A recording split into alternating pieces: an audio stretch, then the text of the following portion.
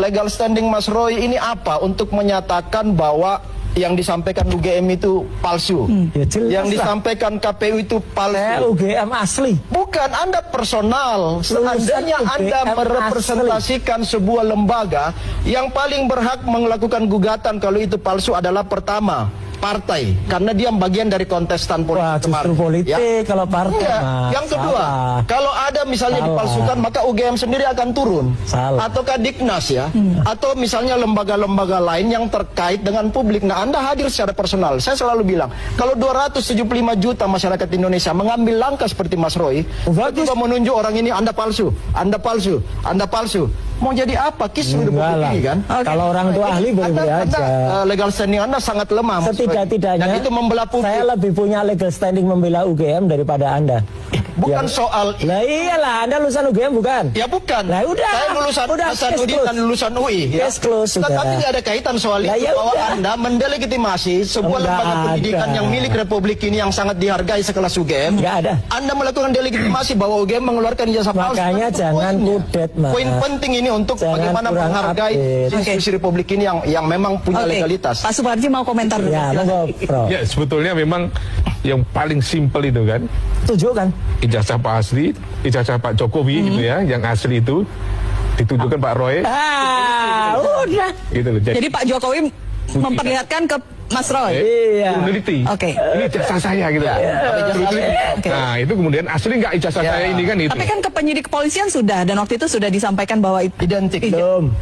Kalau dari Barreskrim tidak mengatakan asli. Nah, identik.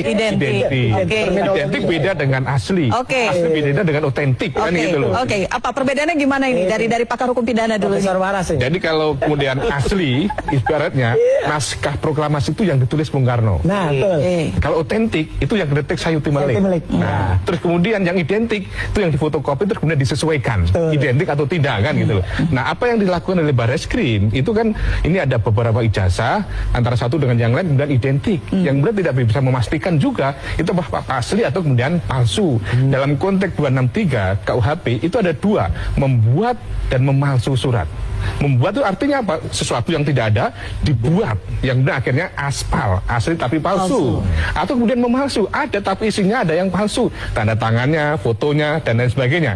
Maka di sini pentingnya apa? Apa sebenarnya dimaksud dengan Mas Roy itu ini memalsu atau kemudian membuat yang sebetulnya tidak ada dan akhirnya diada-adakan, atau kemudian datanya tidak benar akhirnya kemudian memalsu. Maka dalam hal ini menurut saya memang ini kan persoalan pembuktian kan itu loh, persoalan pembuktian yang ini tidak selesai karena objeknya mana sebetulnya yang diuji asli dan palsunya yang tidak ada itu loh. Persidangan. Bahkan gini, Mbak Wira, Prof, kadang-kadang kalau untuk naskah proklamasi antara yang asli dan yang otentik itu aja beda redaksinya. Kalau yang asli itu tulisannya Bung Karno itu hari 17 bulan 8 tahun 05 di tahun Showa, ya Prof. Kalau yang diketik Sayuti Malik 17 Agustus 1945 itu aja bisa beda gitu loh. Jadi makanya saya setuju Prof, betul sekali. Tunjukkan saja kepada saya atau kepada masyarakat lah gitu. Yang itu kayak Obama dipertanyakan birth certificate-nya, tunjukin selesai gitu loh. Tadi Prof Denny juga mencontohkan misalnya Arsul Sani ya gitu. Perkara ada kemudian kejadian di Polandia itu lain soal. Ya, tapi artinya publik tuh menunggu Prof. Publik tuh menunggu Mbak Elvira apa yang bisa ditunjukkan dan itu sudah jelas itulah sifat kenegarawanan Jokowi.